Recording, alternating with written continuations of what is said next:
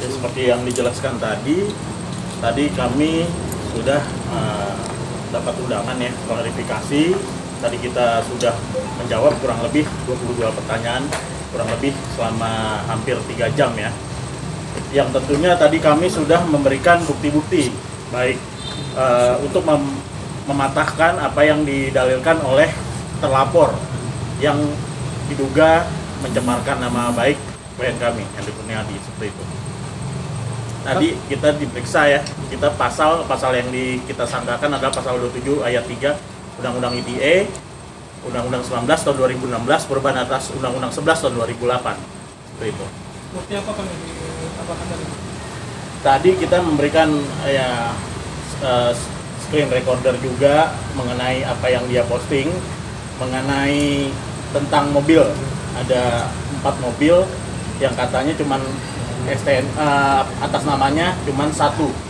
Padahal kita tadi sudah memberikan bukti-bukti ya, dari bukti STNK dan semua terlampir, dan dari ada juga press release yang dia tampilkan di sosial media beliau, seperti itu. Bang John, kerugiannya apa sih? Ya, selain maaf teman-teman, yang pasti gini loh, masyarakat tuh pasti juga bisa menilai ya masalah ini. Dari awal dia muncul yang bilangnya mengakui mewakili kliennya, menuduh saya menipu 1,8 miliar. Saya mohon maaf nih, saya harus ngomong secara agak, mungkin beberapa orang yang dengar ini jadi kesannya saya sombong atau apa. Tapi ini statement saya ini saya khusus tujukan untuk pengacara berinisial AE ini. 1,8 miliar tuh duit receh buat saya, tegas saya bilang. Jadi kalau kamu jadi nggak fokus gitu loh. Awal nuduh saya nipu 1,8 miliar, terus bergeser bahas-bahas soal mobil, ya. Terus teman-teman bisa lihat di konten-konten yang dia bagikan, masuk ke podcast ini, jadi setiap kali dia posting itu, saya melihatnya benar-benar ini orang ini niatnya ya, diduga niatnya ini benar-benar kayak ya murni mau pansos, terus diduga mau mencemarkan nama baik saya, diduga mau menghancurkan bisnis saya gitu loh. Perlu diketahui teman-teman ya, saya sebagai warga negara, saya mengikuti proses hukum gitu. Di Polda kalau dia bilang laporan saya nol besar, terus berjalan kok laporannya kok ya, bahkan dia juga sudah dipanggil kok. Kalau nol besar mana mungkin dia dipanggil ya. Hari ini pun juga laporan saya yang di Polres ini terkait mobil, dibilang yang waktu acara Sobat Miskin ada mobil saya ada 4 di Sobat Miskin. Yang pertama Pajero, Alphard, Mercy S-Class, BMW Z4. Dia bilang mobil atas nama saya cuma ada 1. Tegas itu Bang. Ya, kami sudah melampirkan bukti-bukti secara otentik semuanya. Ya, saya udah sampaikan. Kalau ditanya secara kerugian, banyak teman-teman ya, secara imaterial, secara material, bahkan beberapa kontrak ya juga transaksi ada yang sampai batal gara-gara tindakan dia ini. Dan jujur secara imaterial ini gini loh, saya ini John LBF atau Henry Kurniadi ya, masuk di media sosial ini saya pun juga nggak tahu gitu. Ini rencana Allah di hidup saya gitu loh. Iseng-iseng buat konten, setahun saya bikin 5,4 juta pengikut, 724.000 pengikut di Instagram. Artinya banyak orang yang melihat proses perjalanan hidup saya ini termotivasi gitu loh. Saya mau hadir untuk memberikan motivasi untuk generasi muda. Habis 2 tahun lebih dihantam pandemi, terus tiba-tiba ada sosok John LBF ini muncul gitu loh ya, memberi bukti bahwa sukses itu hak semua orang. Jelas bisnis saya, kantor saya jelas, saya setiap hari ke kantor di gedung 18 Office Park lantai 6721. Kami ada beberapa cabang juga, Kelapa Gading ada, di Kebun Jeruk ada, Sunter ada. Saya baru beli ruko di Alam Sutra, Tangerang gitu loh. Muka saya setiap hari muncul di media ya. Jadi dia kayak mau menjatuhkan nama baik saya, kayak susah, terus semua dibahas-bahas semua. Nah, tapi dia lupa bahwa ini negara hukum Ya, semua orang bebas mengeluarkan pendapat, tapi pendapat yang tidak ada tendensi mencemarkan nama baik, fitnah, itu kan nggak boleh. Kita kan semua equality before the law. Saya punya hak hukum juga gitu loh. Yang pasti, kalau saya lihat beberapa kali dia diwawancara oleh media, di akhir-akhir video saya lihat, ya saya masih membuka lah jalur perdamaian. Demi Allah, demi Rasulullah, khusus oknum pengacara AE ini, mau sampai dunia ini kiamat tidak ada kata perdamaian buat saya. Saya itu gini loh, saya ini paham betul kalau kita udah bicara di media, menyampaikan statement di media, jejak digital itu ada, tidak mungkin bisa dihapus, tidak mungkin bisa hilang. Jadi berhati-hatilah, bijaklah dalam menggunakan media sosial. Kenapa saya sampaikan statement tegas saya ini? Supaya ini akan jadi efek jerah untuk masyarakat luas ini, bahwa kebebasan berpendapat itu dilindungi juga, diperbolehkan juga, tapi tidak hakiki terus semena-mena mencemarkan nama baik seseorang, memfitnah. Dia nggak berpikir panjang bahwa John LBF ini tidak berlaku sendiri. Saya punya keluarga, saya punya anak, saya punya ratusan karyawan. Ya, alhamdulillah teman-teman boleh sidak ke kantor saya. Alhamdulillah karyawan saya itu secara mental, secara psikisnya terus mendukung saya. Ya, tidak ada satupun gara-gara kejadian ini terus, wah saya takut kerja sama Pak John, saya resign. Saya statement tegas, tidak ada. Kondusif untuk perusahaan saya, alhamdulillah kondusif. Cuman memang dampak secara kerugian material maupun imaterial saya sudah mengalami. Makanya ini saya serius banget. Ya, tadi ditanya kurang lebih 22 pertanyaan dan saya sudah jawab semua. Saya lampirkan bukti-bukti semuanya. Ya, buat saya ini bentuk cara yang sangat licik, ya, untuk bagaimana menjatuhkan, mencemarkan nama baik seseorang. Ya, saya sebagai public figure, saya harus menjaga marwah nama baik saya, ya, karena aktivitas saya di media sosial nih teman-teman, tujuan saya hanya satu, saya ingin memberikan bukti nyata, ya, bahwa di dunia ini orang sukses itu haknya semua orang.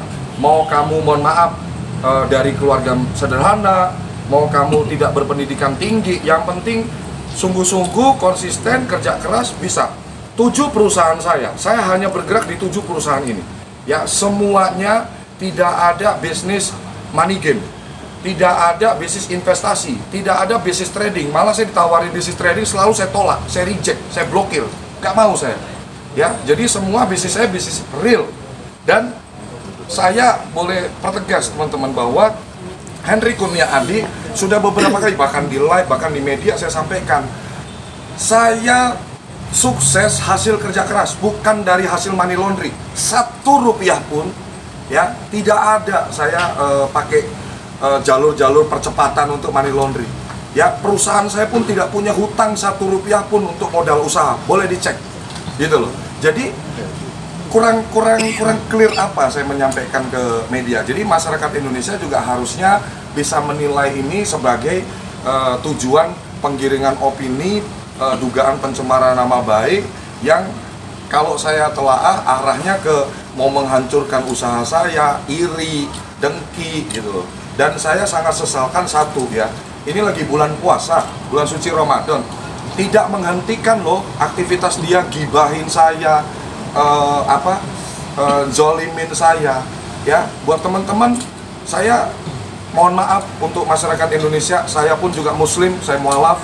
Jadi saya pun juga harus minta maaf ke masyarakat Indonesia, khususnya kaum muslim di seluruh Indonesia, kalau dengan adanya tindakan dari oknum tersebut ini juga mengganggu kekusyukan, ketenangan kita dalam menjalankan ibadah. Jadi menonton media jadi, oh beritanya kok kayak gini, beritanya kayak gini, suka nggak suka kan pasti ada yang terganggu, muncul kok di berita kok kayak gini, ini penipuan gini.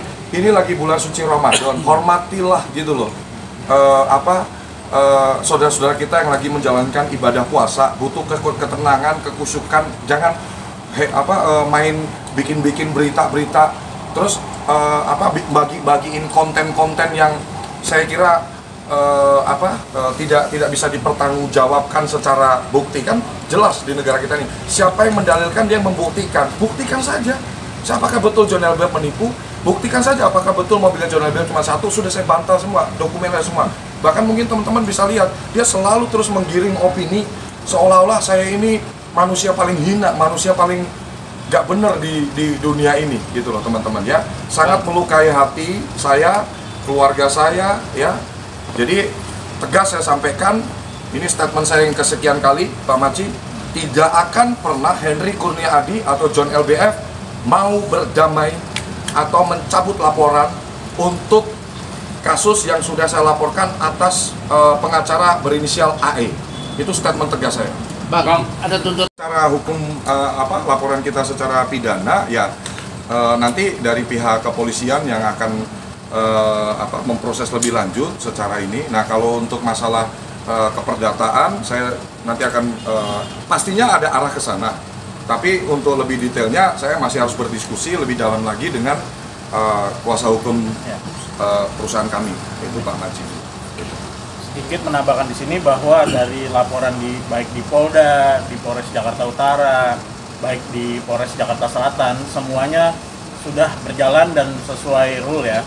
Dan ditambahkan di sini yang kita digugat juga di Perdata itu sudah berjalan juga. Jadi semua proses tidak ada yang tidak berjalan, semua berjalan. Dan kalau ada statement-statement laporannya nol besar, ini buktinya berjalan. Dan yang di Polda pun insya Allah akan segera digelarkan ya, mudah-mudahan. Tapi saya tidak mau mendahului tim penyelidik dan penyidik Polda Metro Jaya seperti itu. Tapi sudah berjalan dan tinggal selangkah lagi digelarkan seperti itu. Polisi Indonesia bekerja independen. Polisi Indonesia itu bekerja sangat baik ya, akan menegakkan aturan-aturan sesuai undang-undang yang berlaku di negara ini. Jadi saya sangat percaya bahwa kepolisian Indonesia akan bersikap netral, akan bersikap transparan untuk mengawal kasus ini, karena ini sudah jadi masalah yang buat saya udah jadi kerusuhan di media ya. Secara media ini saya live nih diganggu seorang, kamu ini ya IKA ya, kamu DS ya. Sorry saya pertegas ya, kelas saya jauh dari orang-orang yang kamu sebutin itu. Saya berbisnis real. Kalau yang ono udah jelas nipu. Ya, bisnis saya bukan bisnis tipu-tipu. Saya ini tuh bisnisnya High Five ya, mencetak puluhan ribu pengusaha baru di negara ini. Orang-orang yang tadinya nggak berani buka usaha jadi berani, jadi memulai bisnis. Program perusahaan saya mayoritas mendukung program pemerintah Indonesia untuk kemudahan berusaha. Dan setiap orang yang mau bikin PT di kita edukasi dari hal perpajakan. Ya, ada beberapa kali juga dia sempat nyampein di podcast juga sampai data SPT pribadi saya, pribadi perusahaan saya dibuka-buka di sebuah forum podcast yang bisa ditonton sampai jutaan orang begitu. Dia itu sebagai, mohon maaf ya, pengacara, tapi dia paham hukum, tapi kok tindakannya kok seolah-olah kok malah kayak orang yang nggak paham hukum gitu loh. Jadi saya perlu sampaikan juga bahwa kamu semakin kamu bikin postingan-postingan, bikin video-video, ya itu Anda nggak telaah betul-betul bahwa itu banyak sekali loh sebetulnya kalau saya mau tambahin laporan. Sempat kan kemarin ada beberapa, ini saya pikir juga seorang pengacara yang paham hukum, bahasanya itu kurang elegan ya. Bilang, Bapak dilaporin loh 3 laporan, 30 laporan pun saya nggak takut. Loh, kamu ini kok saya ini omongan orang sombong banget gitu loh ya. Sampai nantang-nantang, laporin saya 30 laporan, saya nggak takut. Nauzubillah min dzalik, bener-bener terlalu arogan saya bilang. Ngapain sih kita ini hidup kok nyari masalah, nyari perkara sama orang, nyari musuh sama orang, sampai berani nantang-nantang, laporin gua 30 laporan pun gua nggak takut. Yakin? Kan nangis. Ya, itulah teman-teman ya. Jadi saya harus sampaikan di saya hari ini ada di Polres Jakarta Selatan, habis memberikan klarifikasi ke penyidik ya, kurang lebih 22 pertanyaan ya. Ini bukti bahwa laporan saya ditindaklanjutin ya, bahwa kita semua, harapan saya masyarakat Indonesia melalui kejadian ini, dan saya tadi sudah minta maaf atas kegaduhan ini, bukan saya yang minta, bukan saya nyuruh ya, tapi memang saya nggak bisa nyegah juga orang iri, sakit hati, dengki. Tapi ini akan jadi pelajaran yang sangat berharga ya untuk masyarakat Indonesia. Ya kalau iri kerja lebih keras lagi lah. Kalau iri akan kesusahan saya. Kok orang bisa 2 tahun? Jangankan 2 tahun, sebulan aja. Kalau Allah berkehendak orang itu jadi sukses, ya sukses. Jangan pernah mengkerdilkan atau merendahkan kuasa Allah Subhanahu wa taala loh, pencipta loh. Ya, yang punya dunia ini semua loh. Bahasa dia seperti itu kan, soalnya di podcast nggak mungkin lah dua Allah. Lah kamu kan manusia, makanya pikiranmu terbatas. Ya, kamu nggak akan bisa menyelami kuasa atau pikiran Allah Subhanahu wa taala. Gitu loh. Sehari pun kalau Allah berkehendak, ya kamu sukses gitu loh. Jadi ini udah melebar kemana-mana, nggak sesuai apa. Jadi arahnya itu udah ngaco gitu loh. Saya berharap dengan statement tegas saya ini hari ini masyarakat Indonesia juga bisa lebih kritis ya, lebih kritis melihat, jangan terprovokasi, karena saya melihat ada beberapa komentar dari netizen belum membaca secara utuh, melihat secara makro, secara komprehensif, terus langsung nimpalin komen. Oh iya, bentar lagi pakai baju Shopee lo, bentar lagi ini lo, wah lo penerusnya Ika lo. Masya Allah, gue sih cuma bisa ngelus dada lah, tapi nggak apa-apa. Satu komentar hujatanmu itu adalah apa? Kamu lagi memindahkan pahalamu ke hidup saya. Udah, saya berpikir gitu aja. Saya memaafkan Anda yang berkomentar negatif tanpa mengetahui cerita sebenarnya. Saya mengampuni Anda, ini bulan suci Ramadan, tegas saya sampaikan, saya memaafkan Anda. Ya, satu komentar Anda sumbangan untuk pahala saya nanti di akhirat. Udah itu aja. Oke. Terima kasih Bang.